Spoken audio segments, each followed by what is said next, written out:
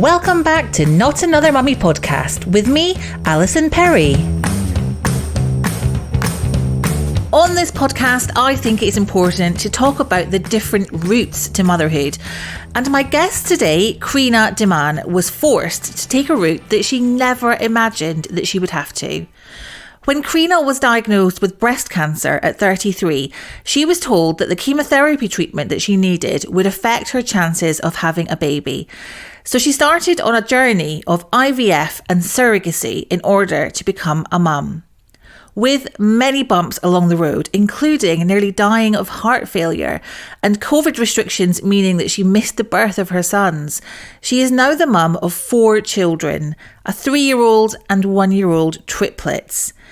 This is a bit of a long episode because there was just so much to talk about with Kreena, but I am sure you'll agree it is worth listening to.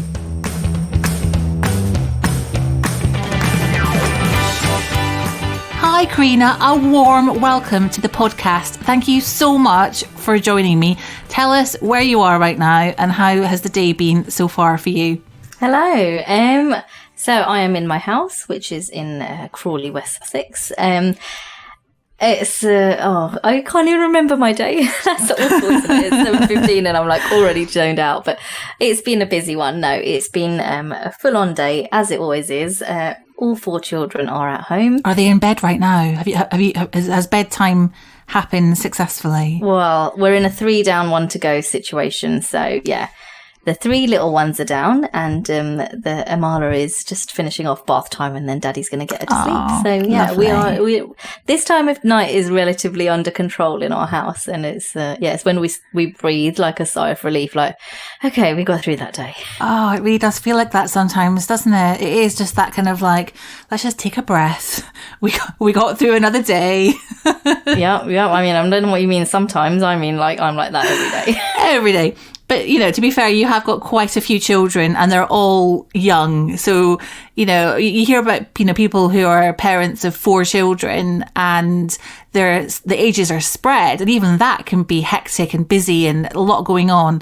But that's intense to have 4 children. Under 3 or under 4? Under 3. Under 3. She's 3. So she's 3. 4 under 3. We'll say under 3. Yes, that sounds fine. Oh my goodness, it's like the question I have in my head is how do you do it? Which I feel a bit like it's quite a lazy question to ask you, but it is the question that everyone wonders. And it's like, how do you do it? And I guess the answer is, I don't know. We just do. We just make it work. You do. I mean, like, if people say to me, like, I don't think I can complain about having 1 child because you've got 3, you know, and they're 16 months now. And I always say, look, don't be silly, because when I had 1 16-month-old, like, I was run ragged, you know, I found that really tough. And then, we have 3 and, it's hard, you know, it's not a walk in the park by any means, but I think we're much more disciplined. We're much more routined. We're much more structured. And there is almost like very little give when it comes to, you know, structure, routine and sort of the discipline of the day, because if you let something go, it's just a total, am I allowed to say shit show? You can say shit show. I honestly feel like that's probably the only word that could describe when something goes wrong in your family. So yes. So it can go horrendously wrong if you break it. So yeah, we're really structured with our days and with our time.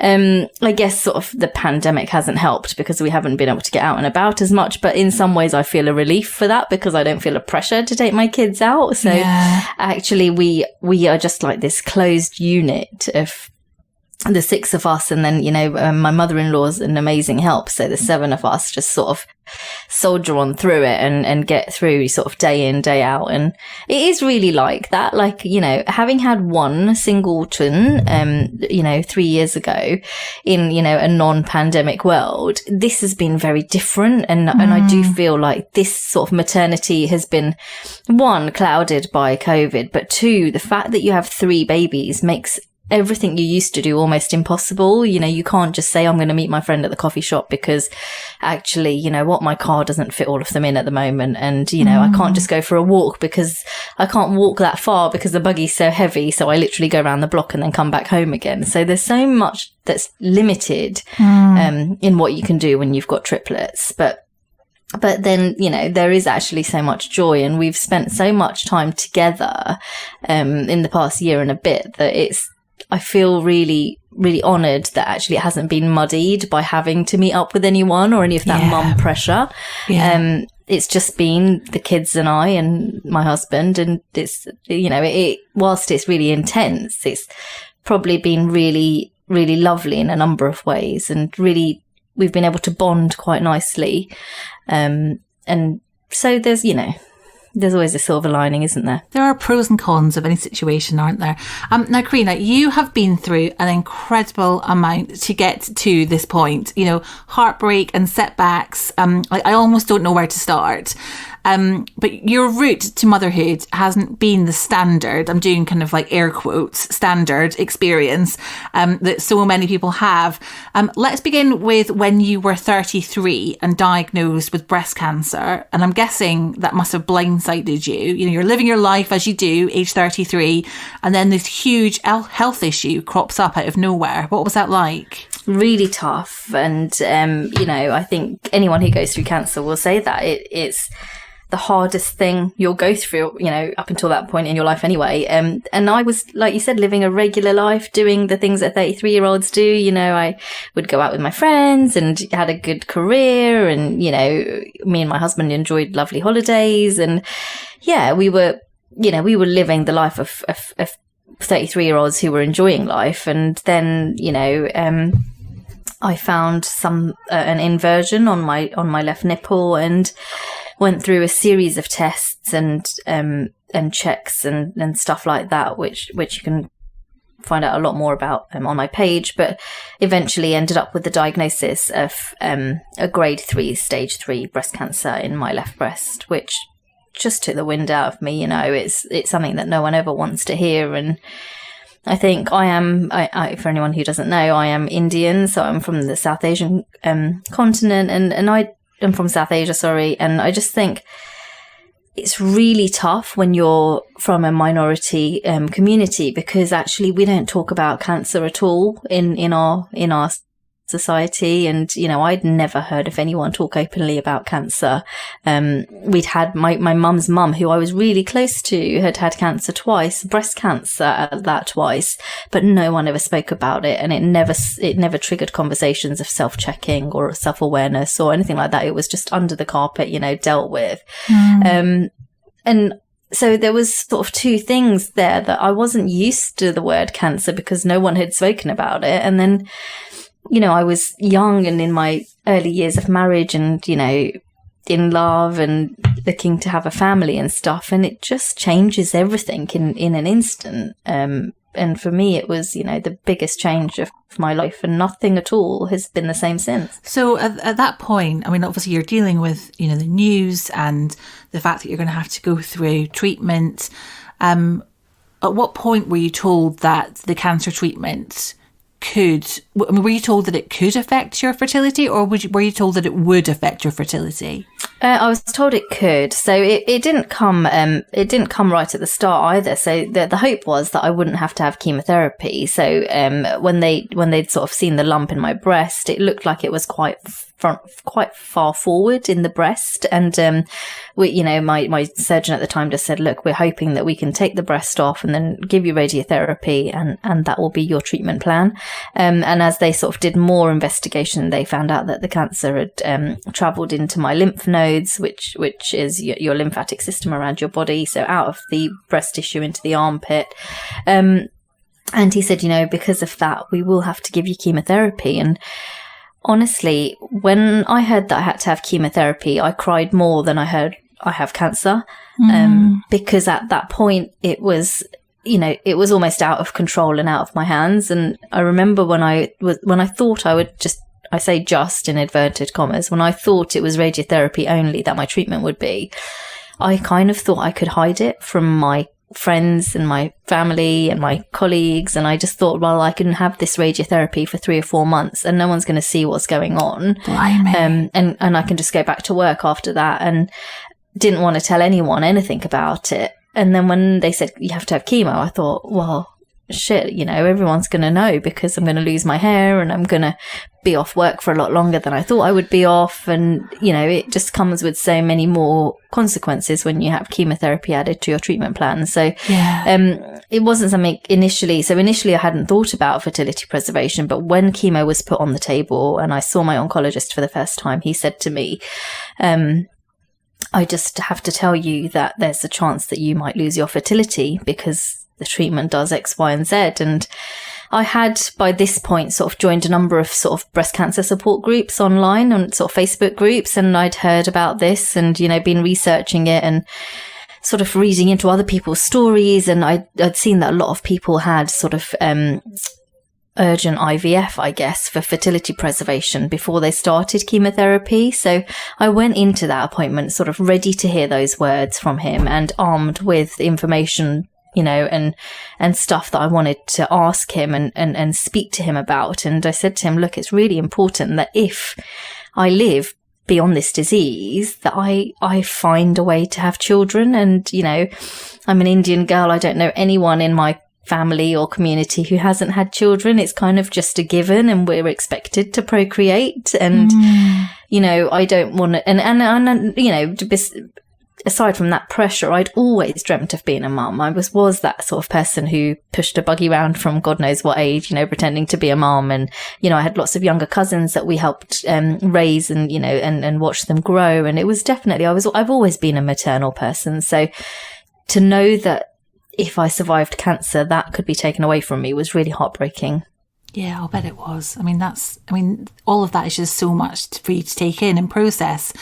So what was the decision-making process like then? For you said that, you know, you were told that some people have emergency IVF ahead of treatment. Did you have to delay the treatment in order to have IVF? Or, you know, what were the decisions that you guys had to make at that point? So very quick decision making here. So I was at that same appointment told that my cancer was hormonally sensitive, and therefore it was feeding purely off estrogen and progesterone in my body. And that made the IVF conversation a little bit harder because technically the medication you would have to take to stimulate your follicles to go through the egg collection process would also feed any rogue cancer cells in your body. So my oncologist quoted to me and he said, Kreena, my job here is to save your life and not to create a new life. Blimey. And that hit really, and I've never forgotten those words because it puts into context how severe and serious your illness is. But also it just seems so harsh because if you find a way through, you don't want to lose the life you dreamt of. So yeah. I said to him, look, I still feel really strongly about having children. He said to me, you know, I can give you a drug that can try to protect your ovaries. And you might be able to preserve, you know, as a result, your fertility might be preserved as you get to sort of 5 years post chemo, and we can see. But, you know, I'd done the calculations and I was like, look, I'm 33 going on 34. If I wait 5 years, I'm 39 going on 40. You know, having had chemotherapy, what really is the likelihood of having, you know, an egg reserve that would create viable embryos?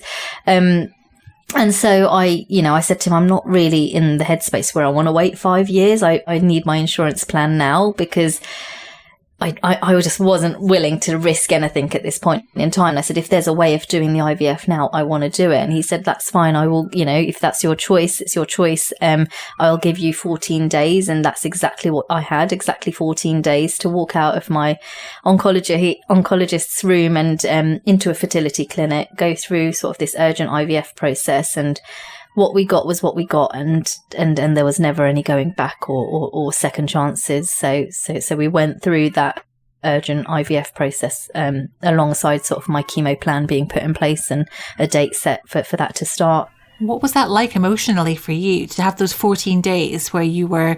So was it almost like a sped up process?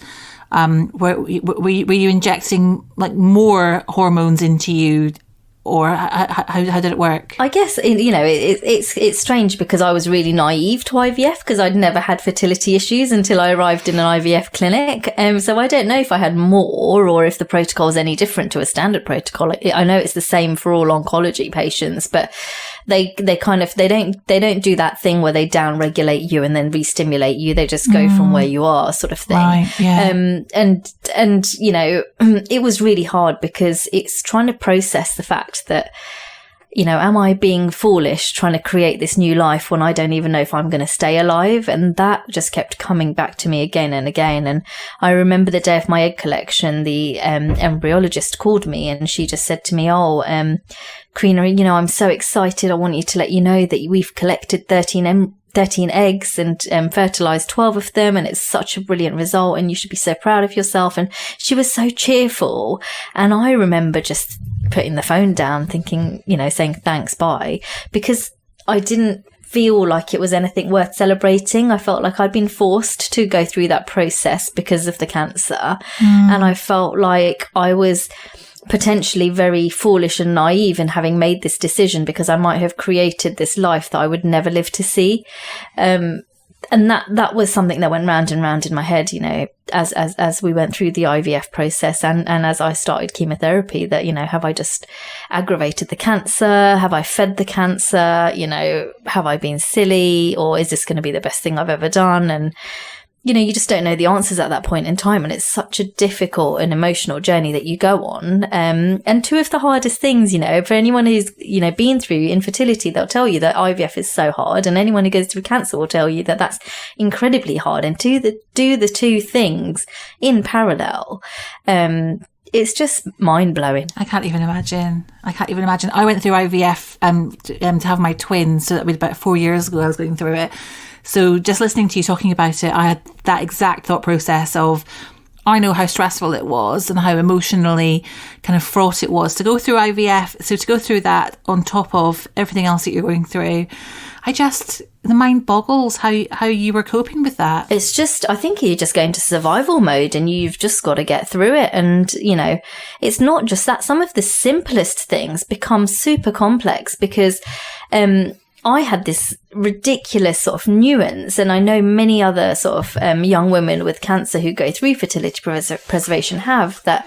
You hear back from your GP or your CCG to say, actually, do you know what? They're not going to fund you right now because you haven't been trying to conceive for the set period of time that you need to try to conceive for before you're eligible to have IVF funding. And you hear loads of cancer patients saying, I didn't get funded because I hadn't been trying to have a baby or hadn't, said to my GP, I've struggled with fertility. Yeah. But you're sitting there, and I had that, and I ended up having to go to my MP and having to go to my CCG and, really fight for this and say, if I wait, to be trying for 2 or 3 years, it will never be possible because my ovaries will be so damaged. And, I remember walking into my MP's office with this letter telling him all about my circumstance. And I had this sort of weeping mastectomy wound still. I was just out of, not so long out of surgery. And I'm trying to tell him that, I've just had my breast removed. I'm now going to potentially be infertile. I'm trying to get through breast cancer. And now you're telling me you won't fund me, but if I come back in 2 years, you will. It makes no sense. And so those little things that we have to keep fighting for just seem so unfair. And it's really sad that we find ourselves in that space as young women in the world of oncology and infertility. And I think that's why I'm so passionate about it, because I got through it and I got funded. And, if I hadn't, one of my children may not have been here today. And that is just, heartbreaking to think of that outcome. So, if by coming on here and by talking about my story, I encourage someone else to actually fight for what's right for them, then it's worth every second of the work that we do. Absolutely. So you had your 12 embryos, and your plan was to use a surrogate, wasn't it? Was that always the plan, or did you ever consider? Not at that point. Yeah, no, not at that point. So at that point, the plan was that I create these embryos, and then we would potentially look to have a break in my treatment after 3 to 4 years, or at the least 5 years. So when I first started started off, it was like, let's create these embryos and then one day I might be able to carry them. I hadn't even heard of surrogacy at that point or thought about it.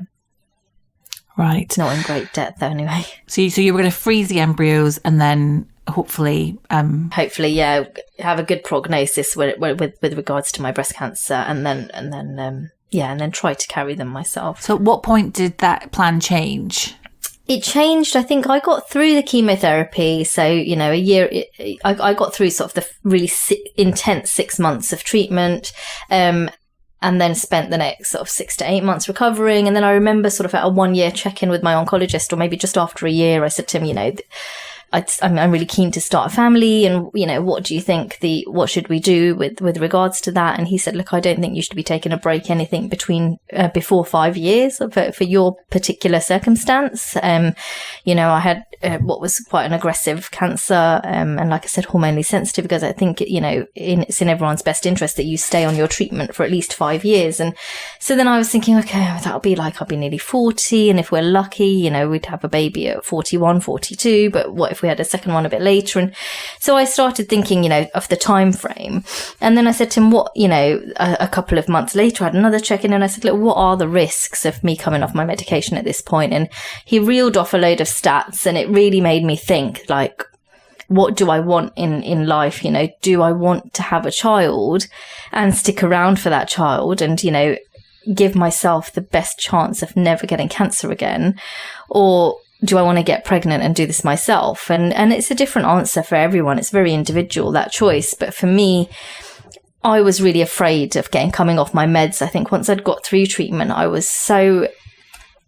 just wanted to stay alive. It was like I didn't want anything to come in the way of that. And I knew if I took the break in my treatment, it would risk my cancer coming back. So I sort of, after a number of sort of going back to him and coming back and talking about the risks of a recurrence, realized that I should, I would probably have to surrender the desire to be pregnant if I wanted to be a mum and give myself the best chance of survival.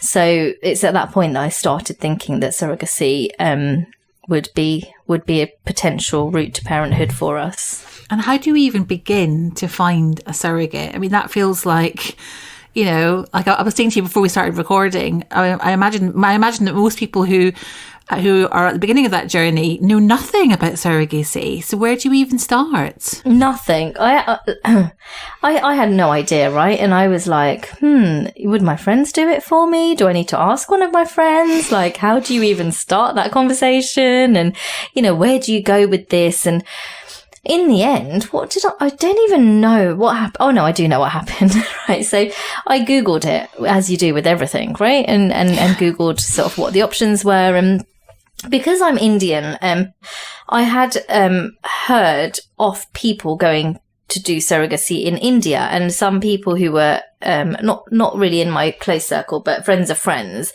had said, they looked at surrogacy in India as a route to parenthood. And so I was like, okay, maybe I could do that. And then very quickly sort of started researching this and thought, again, it was a bit of like, you have to talk to yourself about what you actually want. And I thought, do I want to have a child through pregnancy that I'm not a part of, and that's, thousands of miles away, and there's no real connection to the lady carrying your child? Or do I want it to be a bit more personal? And I definitely wanted to have a relationship of some sort with the woman who carried my child. I was I didn't know at the time. I thought, well, I didn't want her to be my best friend forever. I didn't want her to be part of my family.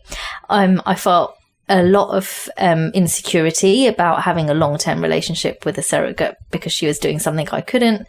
So I thought, I want someone I can sort of lean on in terms of the pregnancy, and I want to be there for the scans, and I want to be there to see my baby grow, but I kind of don't want to be too much in this person's face. It's really weird. And I don't even know if I'm making any sense, but it was like, I want to be close, but I don't want to be close. So I thought, how am I going to do this? And then in the end, I just thought, like, I just need to get to a point at which I can meet someone who's already done this before. So I put it into Google, and I found the agencies that are the most sort of prevalent here in the UK, and looked at what it would take to join a lot of those agencies. And this is sort of coming back to that chat we had offline, that Some of the agencies were just not taking on new intended parents because they had too many of them on their books. Some of the agencies were just so expensive to literally get on a list that you're costed out of it.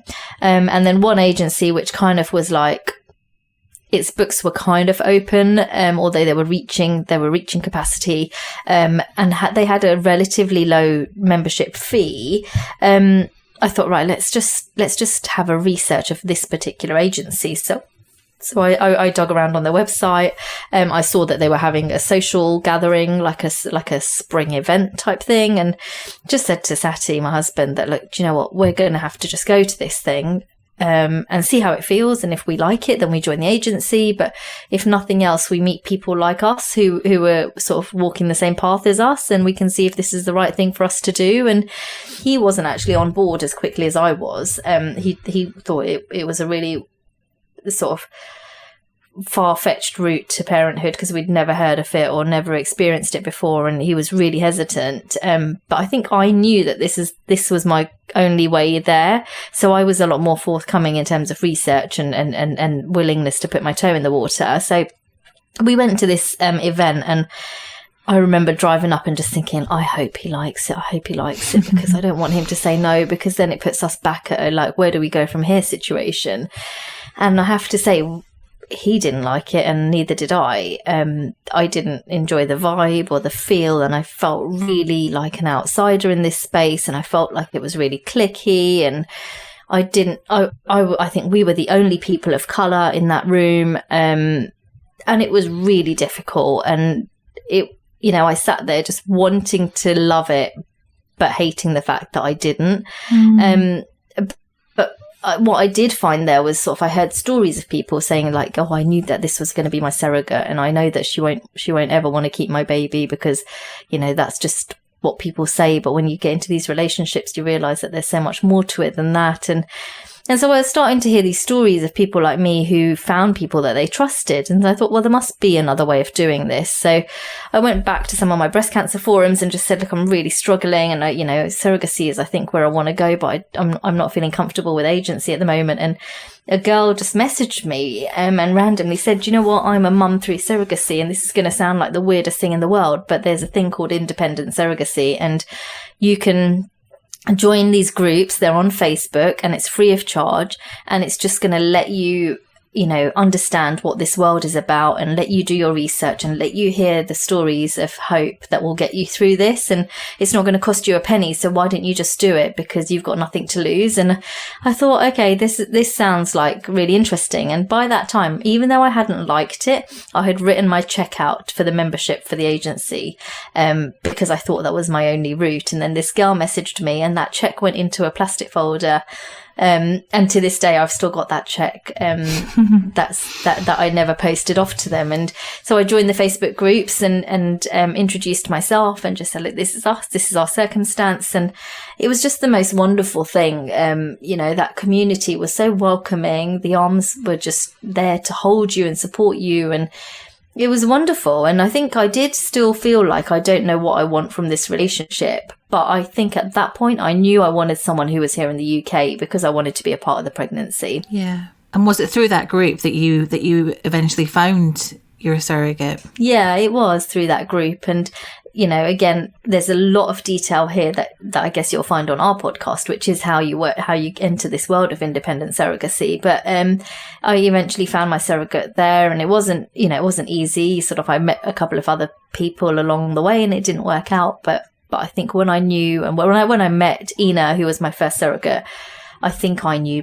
pretty much as soon as I met her that I would want her to carry my child. And what I loved about her was that she had that same view as I did, that she kind of wanted me in her life, but she didn't want me to be her best friend, and she didn't want us to be in each other's pockets. And she said to me that people put surrogates on a pedestal, but I want you to know that surrogate can't be a surrogate without a woman who can't carry a pregnancy. So we start on a level playing field, and this isn't about one of us being better than the other. And that's so nice. This is about both of us. And I think, and that really resonated with me. So yeah, I just, so much about Ina I just loved from the moment I met her. And, I'm so grateful that she felt the same way, I guess, and she carried our first child for us. That's amazing. And also with IVF, and, I'm guessing that the kind of second bit of the IVF process, your surrogate must have gone through that as standard. That's not always successful. So there must have been a moment, I'm guessing, where you were waiting to find out whether the pregnancy had been, had taken, whether she was indeed pregnant. What was that like? Yeah, so I mean, and that's, again, it's one of these really interesting things. So not everyone will go through sort of a medicated cycle as a part of a surrogacy journey. So if your surrogate's never had fertility issues and has carried successful pregnancies before, they might want to have a natural cycle. So they don't want to medicate. But for us, I felt like we had this finite number of embryos and I wanted to give it its best shot at sticking. So, I would always said to Ina that I'm one of those intended parents who wants to go on a medicated cycle because I don't want to waste an embryo, because we go with the natural cycle and something's just slightly out, or something's not as perfect as it could be had we sort of controlled it a little bit more. And she was always fine with that. But, there was a point where the meds really sort of took their toll on her, and she had to have a think about if she wanted to keep going, and continue with all of the hormones that she was pumping into herself. And, thank God she did continue with them. And we went through the IVF journey and we went through a transfer, and miraculously, we fell pregnant with our first transfer. Amazing. What was that like when you got the news that it worked? It was it's mind-blowing, I think, because we'd had conversations before transfer, and we'd said, like, Sati was like, I do not want to know until a blood test tells me that someone's pregnant. I don't want to know because I don't want to get my hopes up. And so I said this to Ina, and I was like, look, he doesn't want to know. And actually, do you know what? I'm really crapping myself that, what if we get our hopes up for no reason? And I'd rather we just know by blood test. And she was like, okay, fine. So I've even got the WhatsApp chats where we said, okay, no peeing on sticks, just wait for day 10 and we'll do a blood test. But, that never was going to happen. And I think she was by like 2 days post-transfer, she was probably peeing on sticks, and she'd keep saying to me, I'm in the bathroom, and send me pictures of her in the bathroom. And I'd be like, I don't want to know. And then she sort of, I can't remember what day it was, but, she said, she called me and she just said, Kreena, I feel like I am pregnant. And I was like, how do you even know that? Like, I don't know what it feels like to be pregnant. So I don't know how you would know that but like, seriously, it's been like 2 or 3 days. And she's like, no, I just know this is going to work. And, she was so positive. And then she sent me, a couple of times she sent me picture messages and I just wouldn't open them. And I said to her, look, dude, I'm not opening it. It's too early. I'm not opening these pictures because it could all change. And she was like, I promise you, like, I feel so good right now. And then we were in Wix one day, Sati and I, buying some DIY stuff. And she'd sent me a picture and I pressed download. And this was one of the very first times I'd pressed download that picture. And it was a positive pregnancy test. And I was like, oh my God. Like, we're in a DIY store and she's telling me, like, who finds out they're pregnant in a DIY store? That's so true. Not many people, right? Not many. So, like, I looked at Sati and he was just looking at me like, don't even make eye contact with me. He was like, I don't want to know. I don't want to know what you can see on your phone. I don't want to know. So he refused to look at what was on my phone. And then I just said to her, oh God, I don't want to believe it. I don't want to believe this could be happening, because I guess the one thing we've missed out up until now is that the year before this, I'd gone through heart failure. So actually we had gone through so much heartache and hardship that I didn't want to believe that something good could come out of the other end of this.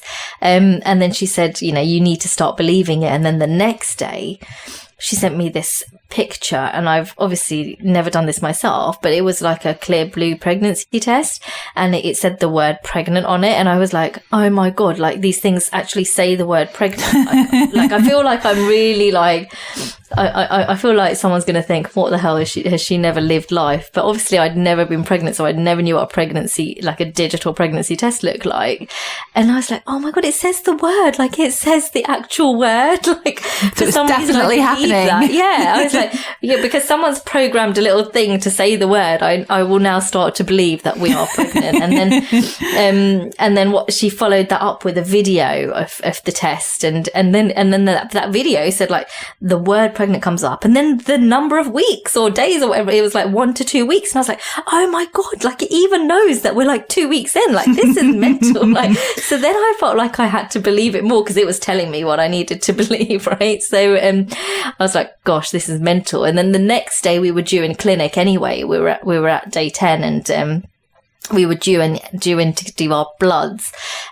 So, you know, we met up in advance, and then we went to the clinic, did the bloods, and we said, oh, let's go and have lunch, and then we'll go and get the results together afterwards, to check her HCG levels. And, you know, I think at that lunch we both knew that this had worked, and we were really happy, and it was just so lovely that this stranger was now carrying my child. And, you know, we went back and the clinic said to us, you know, it's looking great, and, you know, your HCG is doing a brilliant job, and, you know, we'll repeat that tomorrow, and, you know, the number gets higher and higher, and you get more and more confident that this might just work, and that's what happened. And, you know, we went through that pregnancy, and it was just the most incredible, beautiful thing in the whole entire world. Did you feel like a connection to, because, you know, people talk about, you know, the you know, when they're pregnant, and obviously it's 9 months of your body changing, and that kind of tells your brain something's happening here, my baby's growing. What was it like for you to see that happen with somebody else? Did you feel a connection with the, you know, with your child? Yeah, I don't think I did. It's really, I think we probably felt it in a non-physical way, that I felt like, you know, this little seed of hope that we'd created in the darkest times for us was now flourishing and bringing so much light and hope to us. And so I felt that sort of spiritual connection that this being was going to be wonderful. But in terms of, you know, I talk about this a lot on my page, that grief of losing the ability to be pregnant is massive. And I say to anyone who comes to me, you know, looking to go on a surrogacy journey, that they have to make sure that they've processed that grief before they let someone else get pregnant with their child, because it would be very easy to start resenting the person who's doing everything you wished you could have. So it would be very easy to say, to start to sort of think that, you know, your husband is looking at her in a certain way because she's carrying your baby, or, you know, you have to be really secure in your relationship with your partner and your decision to ask for help when it comes to carrying a baby. So, I think I was definitely in that place, and, you know, I'd grieved my loss of pregnancy, and I'd grieved my infertility. And so there was a lot of hope when it came to Amala's journey, you know, and it was the first time round, and everything was fresh and new. And I think we got caught up a lot in the emotions of the joy of it all, and didn't really process how much we lost. But I think as we got further down, and definitely after she arrived, I started thinking, you know, I missed out on so much. Like, I never felt a kick. And actually, whenever we met up, she would never kick. And I just feel like Sati never felt Amala kick in Ina's tummy. I felt it once, but obviously he's never felt a baby kick inside my tummy. And we've never had as a couple that romantic part of your pregnancy where you might have a first this or a first that, and a craving of this or whatever else. We didn't have any of that. And I think that's really sad. And it's something that I, even now, you know, I'm really sad about that, that was taken away from me because of cancer. Yeah.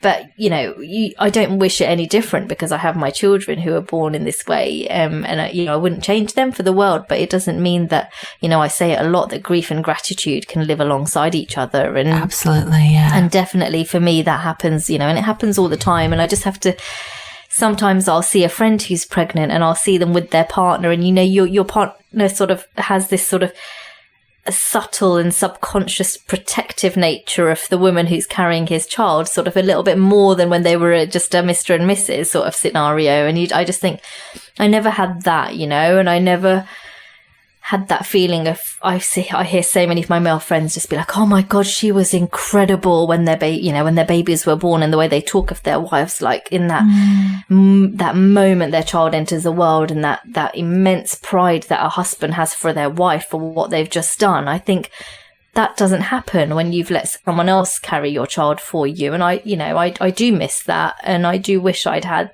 that ability to have that sort of connection with my husband, but I didn't. And that's a really sad thing. And, nothing in the world's ever going to change that. Yeah, no, I completely hear you.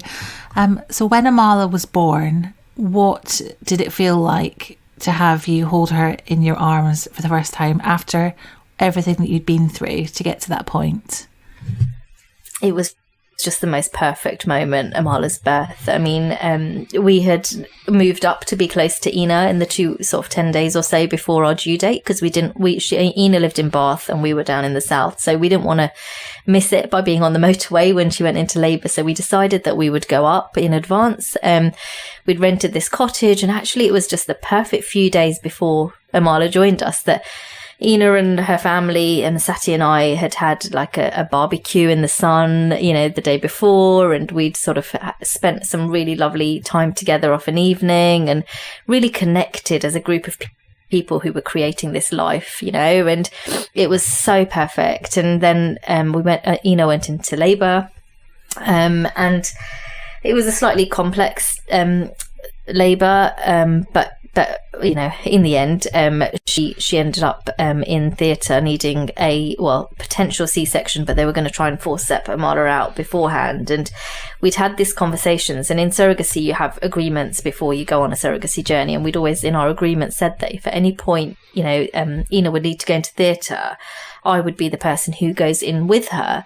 And, we'd gone through this really intense labour experience, and I could see that I wasn't the person she needed. She needed her partner with her at this point, as much as I was the child's mum, she needed support right now. Yeah. So I'd said to her, I'm not coming in with you. You've got to take him. It's not for me to come. And she was like, no, we've always agreed this. And we, I just said, we've got to do what's right for you right now.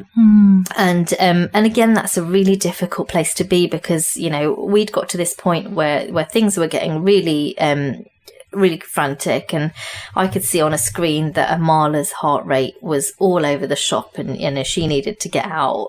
But equally, I could see the distress that Ina was in, and that she needed to be relieved of her pain. And the mum comes first in these scenarios, but as the person who is the mum but not the person giving birth, you're like in a really difficult place. And Sati had to step out of the room because things were just so frantic. And I remember at one point standing in the corner of the room, sort of looking at Ina and her partner, and he was comforting her, and I was just standing there thinking, this has all happened because of my inability to carry a pregnancy. This woman is in distress because of that. Her partner is trying to do everything he can to support her because of me. And my husband's on the other side of a door because I can't do this for myself. And there's a lot of, there's so much to go through and to process. This isn't just about one woman having another woman's baby. It's about the trauma that preceded that. And that's really hard to get your head around, and that whole sort of incredibly positive experience of having a successful, pregnancy and this child about to enter the world, and alongside sort of the loss triggering and reminding you of everything that happened. It's just really complicated. And from a mental health perspective, it's just now that I'm realizing how much of an impact it's had on my life for the last however many years. Yeah, I mean, that's just so much. And you mentioned as well that you'd also gone through heart failure, which we didn't touch upon, but let's talk about that now, because am I right in thinking that it was a side effect from having the chemotherapy? Yeah, you're right. Yeah, so I'd had my chemotherapy in 2013, and then in 2016, I was sort of through the worst of my treatment. I'd had all of my surgery, which was like, I think I'd had about seven lots of surgery to sort of correct my breasts and whatnot by that point. And I was just sort of in a place where we were happy and we were feeling like life was finding its new beginnings. And we went on this holiday to celebrate the end of cancer. And within 24 hours of landing, I struggled to breathe and, thought that I'd picked up a cold or a bug or something on the plane, but it didn't get any better. And then I was having to cough to get air into me. And then I was starting to feel like I was just, wanted to vomit all the time and couldn't breathe whatsoever. And this happened over the course of 2 days, and eventually ended up in A&E. After sort of a whole day of testing, I was losing consciousness. A doctor came into the room to see me and my husband and sat us down and just said, look, we don't know what's wrong with her. We can't diagnose her, but she's incredibly unwell. She's not able to breathe. Her heart is all over the place. We can't stabilize her. And we think you should say your goodbyes here and now, because we don't know how long she's going to survive. And oh my goodness. They said to him at that point, if she's got anyone from the UK that would want to see her, then I suggest you call them over, because we can't fix this right now. And that's what he left us with. But what happened after that was that a team of cardiologists came into my room, into my bay, and he just said to me, the cardiologist, one of them came to me, held my hand, the other one put an ultrasound on my heart, and one of them just sort of bent down and said, Kreena, I know you can't breathe and I know you can't say anything, but I just want you to squeeze my hand if you can remember if your chemotherapy was red in colour. And that was a bit of if you watch Harry Potter and he goes into that pensive where he gets memories and sees all the memories of Dumbledore, right? Yeah. That was one of those moments where in my head, I just flashed back and I was living. It was like I was back on my chemo ward, and I'd had a very sort of open conversation with my nurse who was sitting next to me about the colour of this chemotherapy. And I was like, God, that chemo is really red. Like, is that why it's got this bag over the top of it? But it's got this massive toxic sign on it. What is this stuff? And she was just saying it's a really effective chemotherapy, but if it goes wrong, it can cause real issues. So we sit with you while we infuse it, whilst we sort of get this into your blood, whilst we get this into your system. The nurse will always stay with you because it's a really, really harsh chemotherapy. So I just went back to that point in time and I squeezed this guy's hand. And at the same time, the person who had the ultrasound on my heart obviously saw that my heart was severely damaged.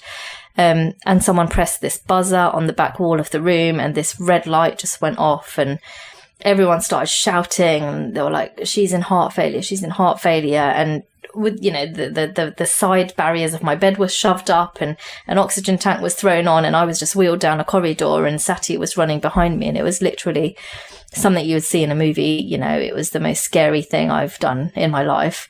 That's kind of what happened. And in the end, we got into intensive care. It was a cardiac specialist, a cardiac intensive care unit. And I was told that my heart was functioning at 6%, that it had been damaged by the chemotherapy that I'd been given 3 years ago, and that they had no idea if it would ever get any better. It was just a really horrible, horrible situation. It sounds incredibly traumatic. And you've talked about how South Asians are more likely to suffer cardiovascular disease after chemo than white people. So was your treatment altered to take that into account?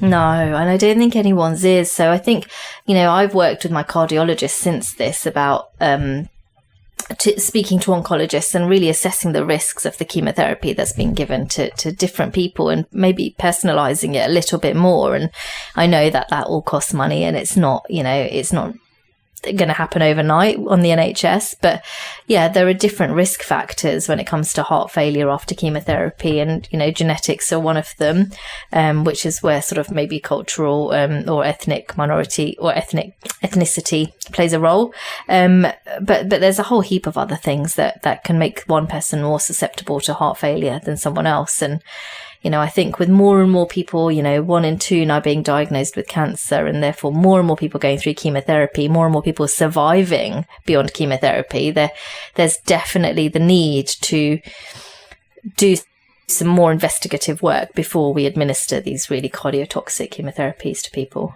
Yeah, absolutely. And I'm not saying, and I do caveat that actually with, I'm not saying to anyone, don't have the chemo that your oncologist recommends, because you, A, have to trust your oncologist, and you, B, have to get through cancer to then ever survive, to ever fall ill again. So if I hadn't had my chemotherapy, there's a chance I would never have been alive to go through heart failure. So when I say this, some people think like, oh my God, I don't want to have chemotherapy. And that is definitely not what I'm saying, because chemotherapy saved my life without a doubt. Yeah. So it's just about being informed and doing your research. And much in the same way I went informed to my oncology appointment about fertility and fertility preservation. It's about you, the patient, being informed that certain chemotherapies have certain risk factors, and having that conversation with your oncologist. Because if I'd been more informed, I maybe would have said to my oncologist, okay, I'm having that chemo, but can you make sure I have an echo, every year, like to scan my heart to make sure it's okay. But we never did that. So we got to year 3 and a really, really bad situation. But had I had routine 6 monthly scans, we probably would have picked up on it. And I have a lot of friends I definitely have a couple of friends in the cancer community who've been picked up at a much earlier point of heart failure because they've been scanned. So it's about risk mitigation, and it's about doing the things to prevent yourself from getting into these really dire situations, and educating yourself and asking the questions as and when you need to. It's not about not having the treatment at all. Okay, so then fast forward a little bit to the point where you wanted to get pregnant again, or you wanted to have another child. You had to use an egg donor this time, didn't you? We did. I'm actually going to finish off Amala's story, because I realised we didn't. Oh, sorry. Because I digressed, didn't I? I digressed. But yeah, I do that a lot. But what happened with Amala's story was, so we'd agreed that, in the end, the midwife said, look, you're not going to argue about who's going into theatre. You're both going in. So she went and spoke to the registrar. They let both myself and Ina's partner in. So we were there, and I was thinking, it would be so lovely if my husband was here. But he was on the other side in the recovery room crying his eyes out. But we'd been in the hospital for about sort of 24 hours now, and people were really getting to know us as a unit and our journey, and they were really on board. And we went into theatre at 8:00, and basically there was a shift change on nurses, and the nurses who were in theatre said that they weren't going to leave because they wanted to see this through to the end. And the new nurses on shift were like, no, we want to see the baby come in. Like, we've been here with these guys for the whole day, and we don't want to leave. So no one wanted to leave. So we had like double the clinical staff with us. But my husband wasn't in the room, and one of the girls who'd been amazing sort of in the lead up to this saw him, and she, without us knowing, had sort of snuck off and said to the consultant, like, Dad is actually over there, like, can we bring him in? And the consultant was like, hell yeah, let's do this, get him in. And so I didn't even realise, but Sati sort of left recovery, got in scrubs and sat himself next to me. And I was just like, oh my God, this is just perfect. So it was sort of Sati, myself and Ina's partner, and then Ina on the bed in theatre, and within like minutes Amala came out. She came out with forceps, and fortunately we didn't have to C-section, and she entered this world, and it was the most perfect, and even now it will bring tears to my eyes that the 4 of us who started this journey in a coffee shop in Reading, talking about potentially carrying our child, was just, it had ended in this, the 4 of us seeing that person come to life, and watching Amala just, be lifted up, and they said, oh, it's a girl, and we were just like, the most magical thing that could happen had just happened. And if ever anyone ever doubts like mankind and the kindness that we can hold in our hearts, I urge you to just follow a surrogacy journey that's taken part here in the UK. And I just sat there thinking, I didn't know these people 2 years ago, and here they are now, having given me the greatest gift anyone could give anyone in this world. And it was just magical. It was beautiful. And then Ina was then tidied up, and she had a bit of time with her partner. We then got the first skin to skin with Amala, which was just magic, and it was just beautiful. And then we made sure that after I'd held her and Sati had held her, Ina held her.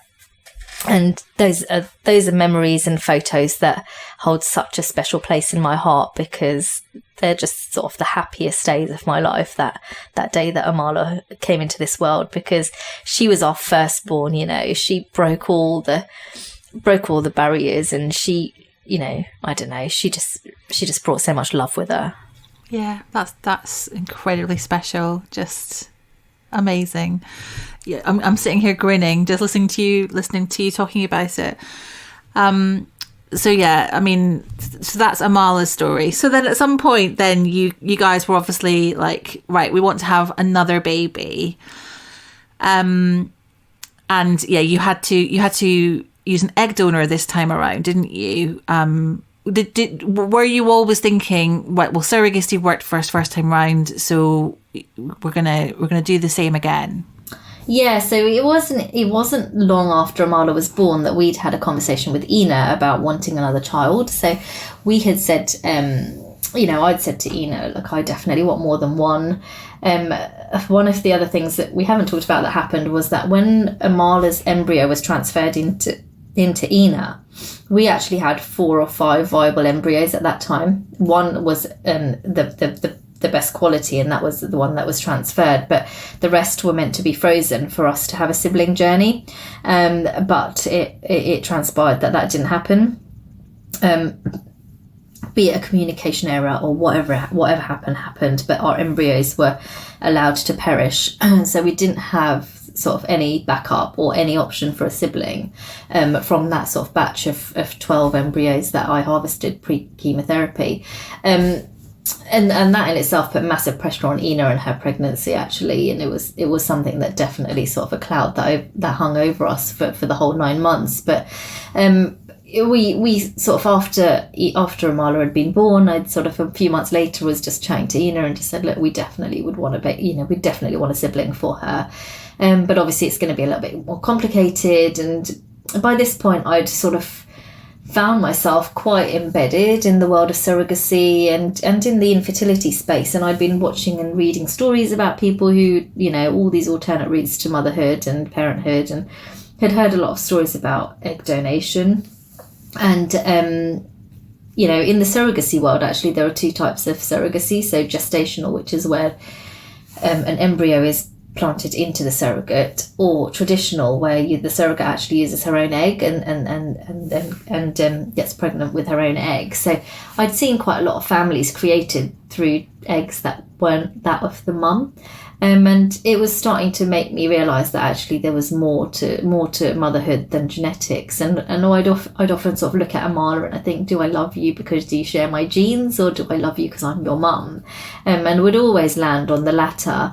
So I realised that, we decided it would be egg donation that we'd need to go through, and did a lot of work. And, Indian egg donors are almost non-existent here in the UK.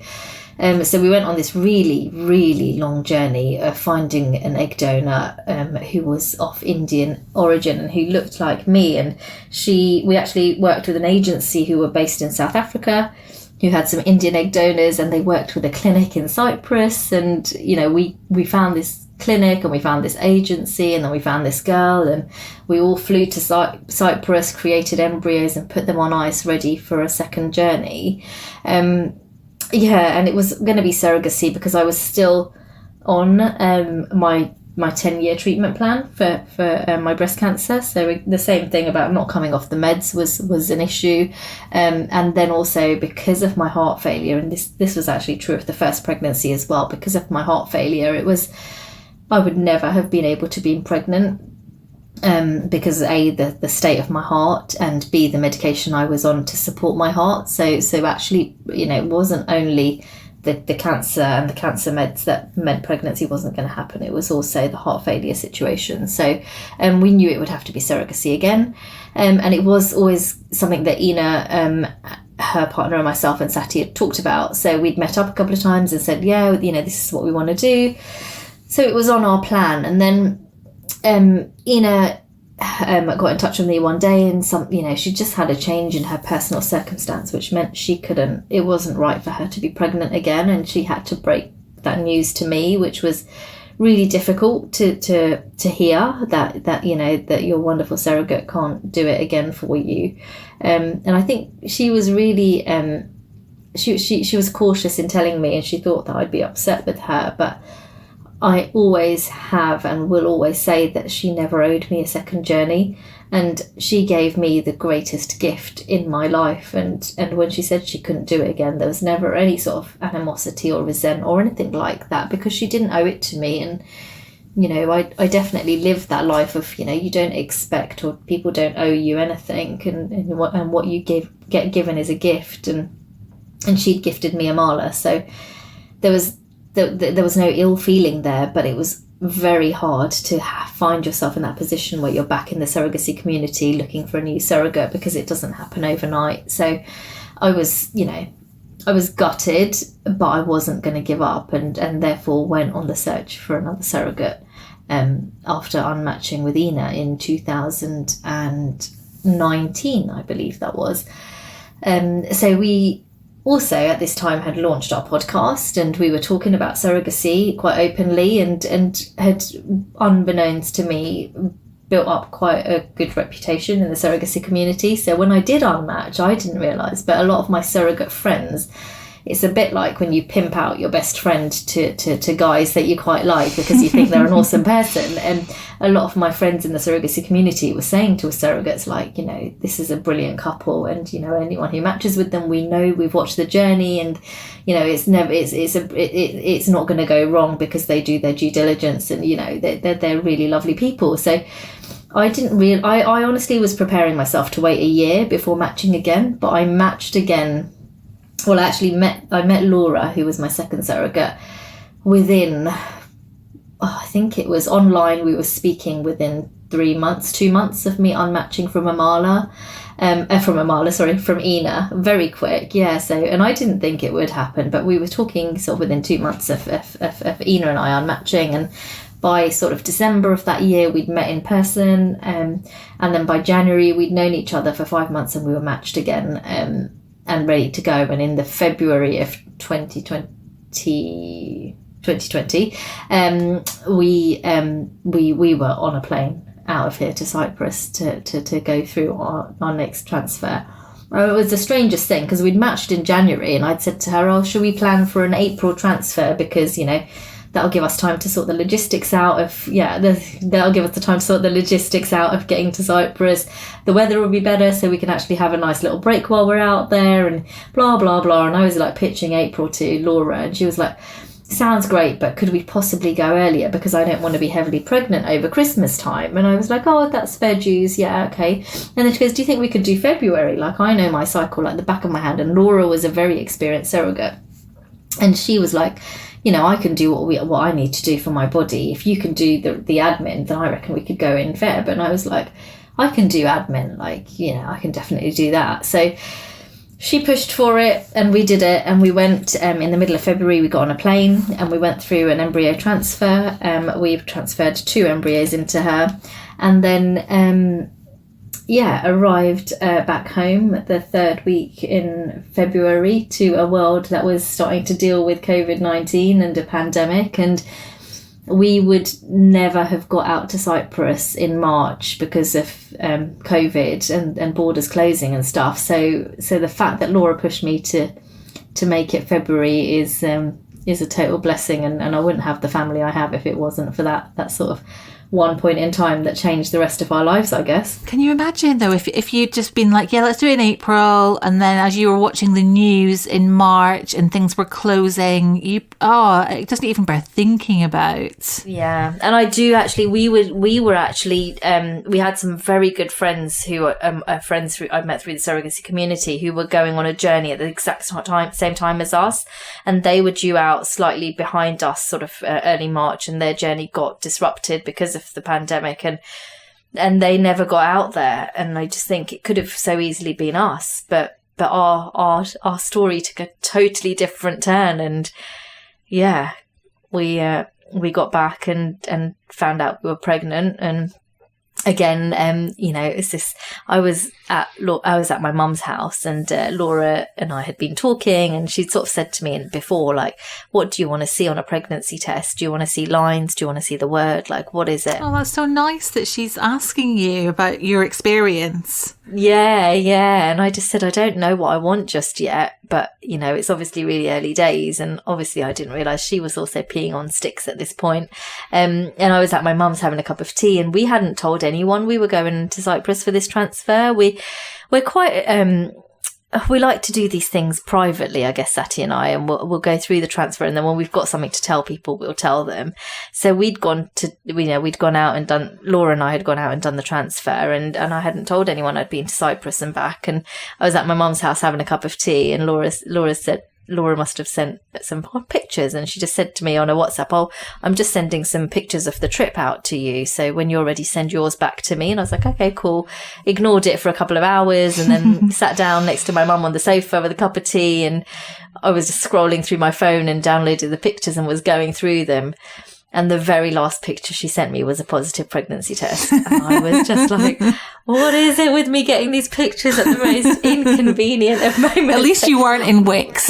This is true. I was at my mum's, but I didn't tell my mum because I hadn't even told Sati. So I was just like there with my like mouth grinning like a Cheshire cat.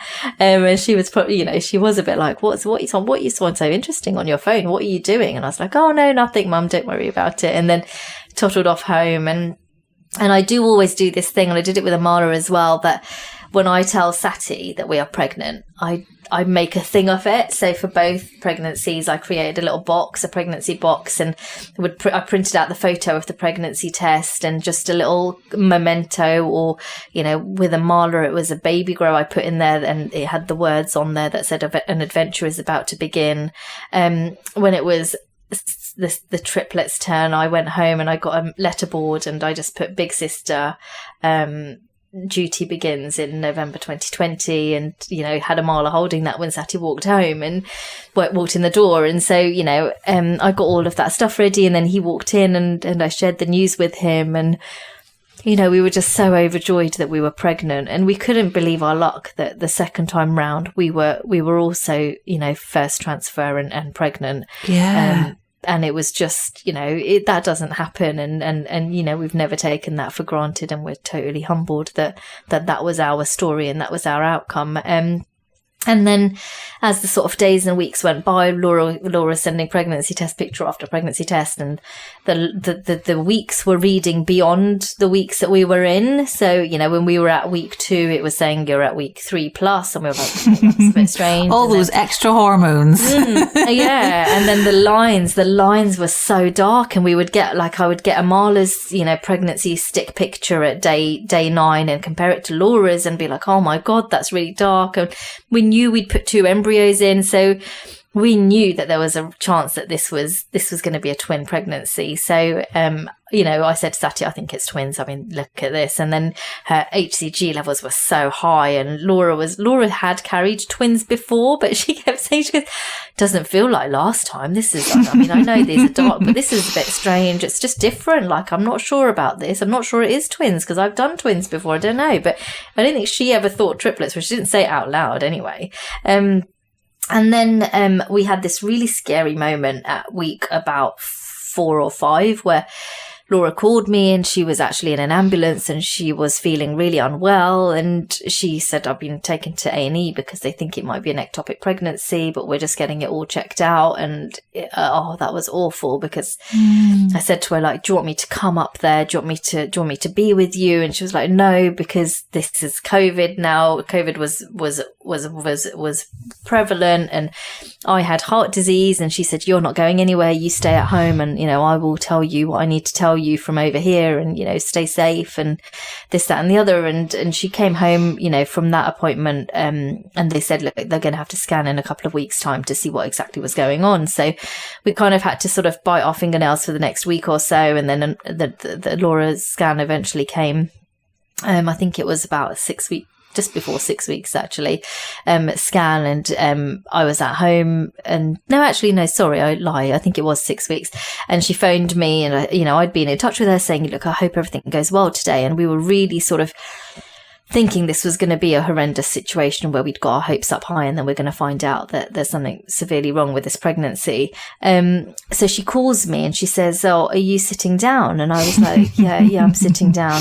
And I was preparing to hear the worst at this point in time. Yeah. She goes, "Okay." And then she goes, "Just don't swear, okay?" And I said, "Okay, what are you going to tell me? Like, don't swear." And she just goes, "You're having triplets." And I was like, fuck. And she was like, "I told you not to swear." And I was like, but there's nothing you can do when someone says that to you but say fuck, right? So she was like, and she was just like, "Yeah, there's 3 babies in there," which would explain the lines and the hormone levels and everything else. And I was just like, oh my God. And I didn't know what to think at the time. Like, you're like, oh my God, this is amazing. And then, oh my God, how am I going to cope? And, so much to think about. And then she ended it with like, you and Sati do need to have a conversation about what you want to do, because on paper, when we had our agreement, we said, twins was fine, but more than twins, we would maybe look to reduce. Like, this was academic, and before we'd ever thought we'd ever be in a situation where we had more than 1 baby, and we said we wouldn't be able to cope with 3 babies. And so she said, remember the agreement, you need to make your decision on what you want to do. And she just said, I just want to make it clear that I don't want to lose any of them. I'm here to carry triplets if that's what this pregnancy is going to be. And so I put the phone down, and in my heart I knew I would never want to reduce any of them. Like, I was like, wow, what a twat was I saying on paper that I would get rid of one of them? Like, do you know what I mean? They're here and they're mine, and I don't want to do anything to any of them. And she, and because she was so willing to carry 3, there was no question of doubt as to what we would do. So that night when Sati came home from work, I had a little letterboard up, and I had these 3 identical teddies lined up, and it just said, "Welcome to the demand party of 6." And he looked at it, and you could just see, he said, it read like party of 6, and then the cogs start turning, and he's like, 1, 2, 3. That means there's 3 more. Are you telling me we've got triplets? And I was a bit like, yeah, we're having triplets. And he was like, no, you're lying. Did he swear? Yeah, he did. He was like, I think he told me to stop pissing about. And I was like, no, seriously, this is no joking matter. And then he was a bit like, I can't believe it. And then I said, look, I just have to, we have to have this conversation, and I'm not going to tell you what I want, but I need you to tell me what you want. Are you happy to have 3 babies? And he was like, bloody hell, of course I am. Like, there's no doubt about it. If there's 3 in there, we're having 3 babies. And he didn't hesitate for a second.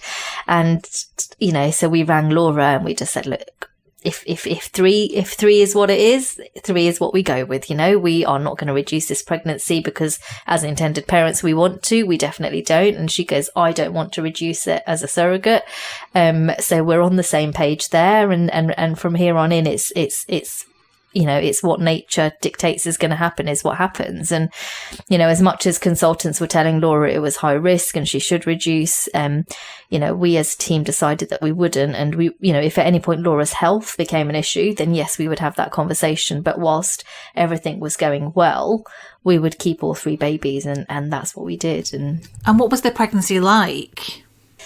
It was so different to Ina and Amala because of COVID. I didn't get to see Laura at all, didn't get to spend time with her. We didn't get to have those lunches where we would sit and touch her tummy or just hang out with each other. It was a very IT based relationship where we would have, video messages, or Laura would record the heartbeats for me and send them. But definitely, a lot less, physical in terms of contact, because we weren't allowed to be in contact, were we? Unless your name was Boris.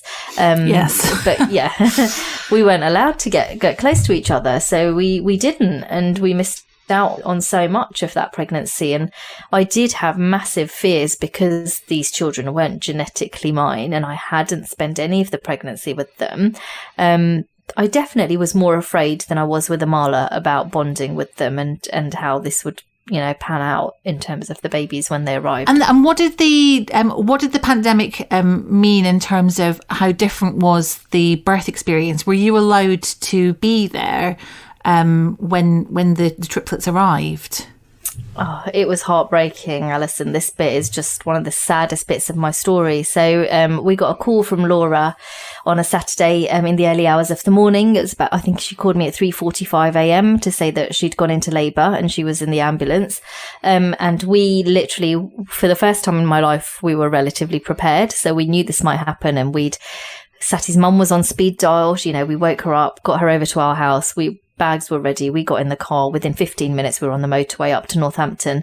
And we I'd had a conversation with, and this sounds like totally random, but stem cell harvesting company. I'd been speaking to them before the boys were born, and I'd said to them that I wanted to harvest stem cells because they were donor conceived children. So, there's less likelihood of a genetic match from both, I guess a genetically linked child would have both parents or a sibling in case something went horribly wrong with them. So I thought I just want to harvest their stem cells to give them the best chance in the future of staying healthy, even if something horrible knocks at their door. So on the way up, I was called this stem cell company, and I just said, look, my surrogate's gone into labour.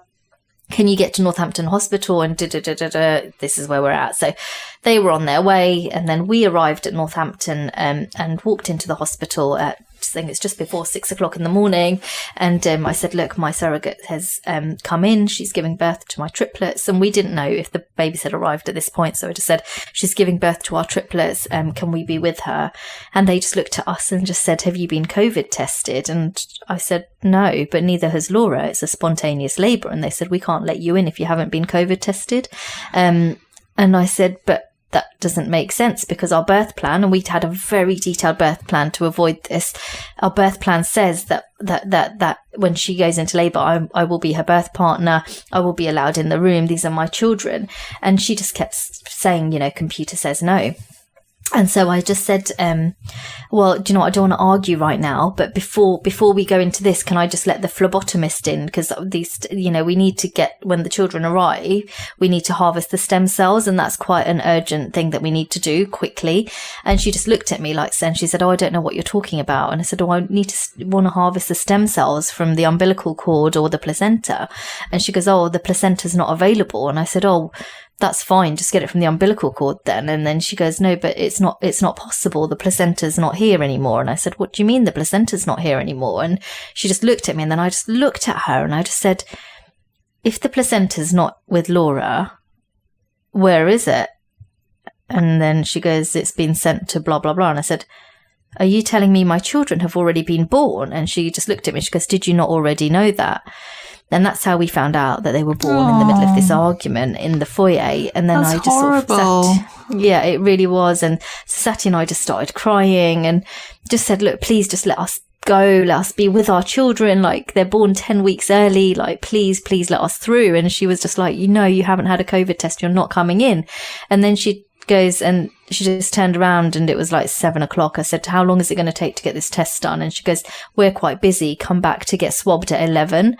And I said, but it's 7 now. And she goes, yeah, come back in 4 hours and we'll swab you. And then it will take 6 to 8 hours for the results to come back. And I'm like, so I won't see them for another 12 hours. And she goes, yeah. And I said, what do you suggest we do between now? It was 6:30, 7 o'clock. What do you suggest we do between now and 11 o'clock? And she goes, oh, well, why don't you go to McDonald's and get a coffee? And I was like, would you tell anyone else who's just become a mum to triplets 10 weeks premature to go to McDonald's and get a coffee? Like, and the birth plan is here. Like, I don't have to justify being their mum. I am their mum. And she just wouldn't listen to us. And so we walked away. And we ended up getting the COVID swabs done a little bit sooner, but definitely weren't let in any sooner. So we were sent home and we just literally drove back down the motorway. So we drove up at 4 o'clock and we drove back down at 8 o'clock, having not seen our children. And as we left, I just sort of said, are they all okay? Like, can you tell us if they're okay? Like, we don't know anything right now.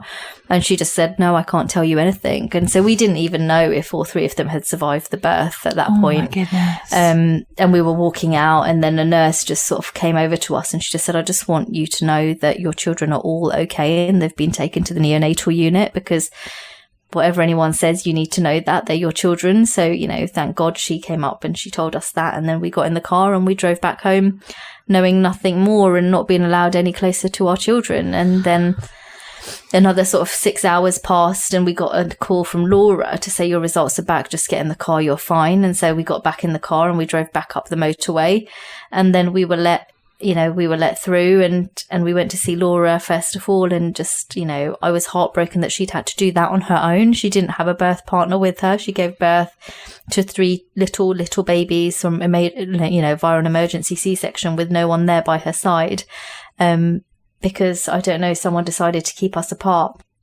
And so, you know, we had a conversation on how the birth had been and what had happened.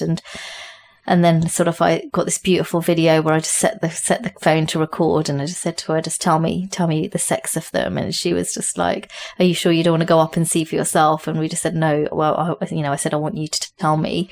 And so she just said, you know, you've got 3 boys. And we just both broke down into tears because it wasn't, I don't know. We just didn't. We definitely didn't expect it. We thought we were going to have sort of identical twin boys plus a girl, and she thought it was identical twin girls plus a boy.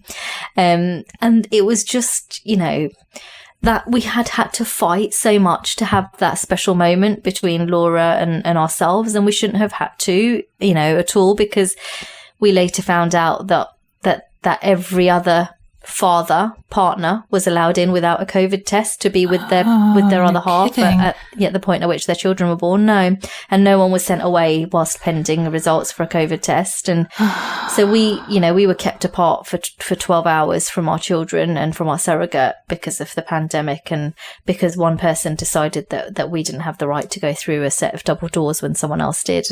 And that, you know, you never get those first 12 hours back. And, you know, now I read sort of the notes of how the boys struggled in those first sort of moments that they came into being in the outside world. And my blood turns cold when I think, you know, what if one of them didn't make it? Yeah. And one of them very nearly didn't. And, you know, how would that person who was going to send me to McDonald's feel if one of my children didn't make it and I was sent away because I didn't have a COVID test? When I get it, if that's the rule, you're going to apply to everyone. But that wasn't the rule that was applied to everyone. It was almost like, because it was a surrogacy pregnancy, there was an excuse not to allow us in when there really shouldn't have been. Yeah. I mean, I get it. I get it, obviously, at that point. And even today, hospitals are under a huge amount of pressure and strain, and the staff are, you know, a lot of them are on their knees with tiredness. But from your point of view, that is just incredibly, you know, just such a sad experience, isn't it? Yeah, really sad. And, you know, it's something that will unfortunately can never be undone. But no. I guess, you know, the blessing is that the boys did make it, and, you know, we went through the neonatal experience with them, which was difficult. And, you know, the one thing that is often forgotten is that they give the babies arrive in the town that your surrogate is living in, not in the town that you live in yourself. So we were doing the commute. We started doing that initially, and then we realised that it was really unsustainable to leave Amala at home in Crawley whilst we took a 2-hour drive to Northampton and back, you know, every single day. And often it was longer than 2 hours because of traffic. And, you know, we weren't able to be with the boys enough, and we weren't able to be with her enough. So eventually, sort of by the end of week 1, we rented an apartment in Northampton and just moved all of us up there. And, you know, we set up camp there for a few weeks, and that allowed us to be on, you know, beck and call for the boys and to have quality time with Amala as well. So we did that, and we uprooted our entire life for 3 or 4 weeks. And then when the boys were strong enough to transfer hospitals, they were transferred to our local hospital, and we brought everything back home again and started to prepare our house for the arrival of 3 tiny babies. Oh my goodness. I mean, you know, even that in itself, you know, I'm guessing you were buying 3 cots and a triple buggy and all the rest of it. I mean, just so much to prepare. Oh my goodness. So how do you feel now, like when you look at your 4 children, knowing what you've been through? I mean, just like I said at the start, I don't know where to begin, because there was just you've been through so much, and hopefully now, you know, everyone listening understands why I said that. But knowing what you've been through to get them here, how do you feel when you look at them now today? I'm so proud of us as a family, you know, not just me and my husband for the journey we went on, but for the children, for choosing us. And I genuinely believe that babies and, you know, souls choose their families that they're going to join, and they decided to make us a family, and it's just incredible. And, you know, there are so many things to grieve and to fear, but there's so much more to be grateful for and to have love for. And, you know, I'm not saying that every day is sort of rainbows and unicorns, because it definitely isn't. You know, we're raising 3 kids, and we're raising kids in a really that have been brought into the world from a place of trauma. So there's always triggers, and there's always things that knock you off edge. And, you know, we were talking offline about the fact that I lost my mum 6 weeks ago. And, you know, I think the hardest thing is that she didn't get to see her grandchildren grow up, when that was, you know, one of her biggest wishes. And she always said to me, like, I can't wait to take Amala, you know, drive Amala to the school, do the school run and do the pick up and the drop off. And, you know, I'm going to be the granny who picks her up at the gates and stuff. And that was always her dream. And to have lost your mum when you've got these babies that you've fought so hard for is really difficult. But equally, you know, I have to be grateful for the fact that she knew they existed, and that she knew that my family was complete before she left my side. So it's a really emotive and difficult place right now. I think it's you know, I'm living from a place of grief more than anything else, and so sometimes the children bring out triggers for other things I've been through. So having lost my mum, I think in anyone who loses someone close to them, it reminds you of your own vulnerabilities. And so I'm often sort of triggered about, you know, the illnesses that I carry, or the you know, the heartache we went through to bring them here. But, you know, I know that's not going to last forever. And actually, I love my children so much, and I'm so proud of them. And, you know, I said earlier about how we went on this incredible journey to find an Indian donor. But the reality is that my children came out white with blue eyes, which is just mad, because, you know, our donor egg came from an Indian girl with brown hair. Black hair, brown eyes, brown skin. My husband has got, you know, typical Indian guy, brown skin, black hair. Yet the triplets are white skinned. They've got the most beautiful blue eyes, and don't look anything like any of us. And, you know, it does. Sometimes that reminds you that they're donor conceived, but sometimes that just reminds you that they're little miracles, and life is unpredictable, but life is beautiful.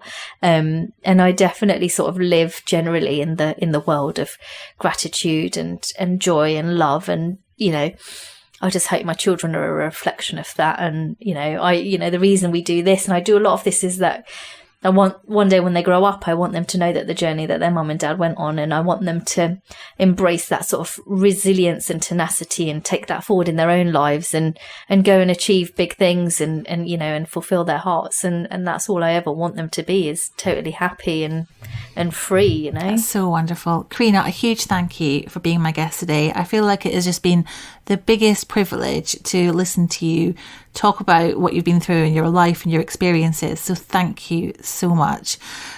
Where can we find you online? You know, you've got your podcast, you've got your blog, your social media. Tell us where we can hear more from you. Yes, so I guess the most obvious place is my Instagram. So my handle is just at Kreena Dhiman. I do have a website, but don't shoot me because it hasn't been updated in like years. But that is www.kreenadhiman.com.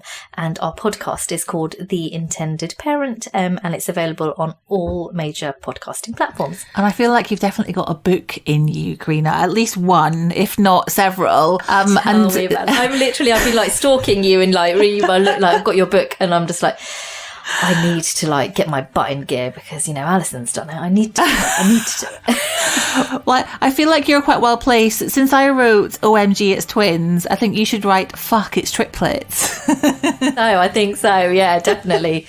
We will watch this space. There's definitely a book in the making, you know. It's definitely, I'm not even joking. it's definitely there. And I guess when the time is right and when there's a bit of headspace away from the 16-month-olds, it will definitely get written. Maybe in about 17 years' time. No, let's do it sooner. Yeah, Kreena, thank you so much. Thank you so much for chatting to me today. Thank you.